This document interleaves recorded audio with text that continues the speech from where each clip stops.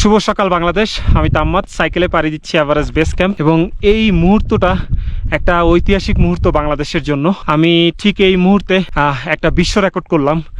আমি ওই সাইকেলে বিশ্বের প্রথম সাইক্লিস্ট হিসাবে এভারেস্ট বেস ক্যাম্প সহ 4টা পর্বত এবং 3টা পাস মাত্র 30 দিনে পাড়ি দিলাম। অ্যান্ড এখন আমি আমার সফরের সেই অষ্টম অর্থাৎ সর্বশেষ অর্জন রেঞ্জোলা পাসের উপরে বসে আছি। অ্যান্ড এটা আসলে আমার জন্য একটা বিশাল বড় একটা অ্যাচিভমেন্ট, আমার দেশের জন্য একটা বিশাল অ্যাচিভমেন্ট। এটা কোনো ওয়ার্ল্ড রেকর্ড ভাঙা হয় নাই, ওয়ার্ল্ড রেকর্ড বানানো হয়েছে।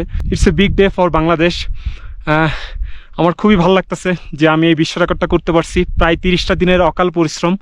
অ্যান্ড পিকে পিক সামিট করা, চুখুংরি পিক সামিট করা, then Kongma La pass, then Everest base camp, then Kala Patthar, then Cho La pass, and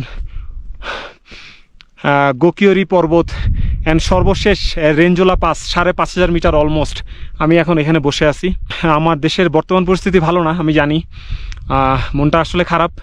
so আমার বিশ্বাস যে আমার দেশের মানুষগুলো বুঝবে যে দেশটা আসলে আমাদের সবার, আমাদের পরিচয় একটাই, আমরা বাংলাদেশি।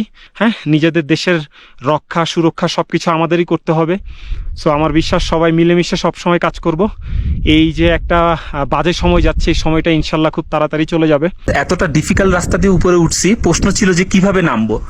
সো নামার অভিজ্ঞতাটা আসলে খুবই খুবই খুবই কঠিন ছিল।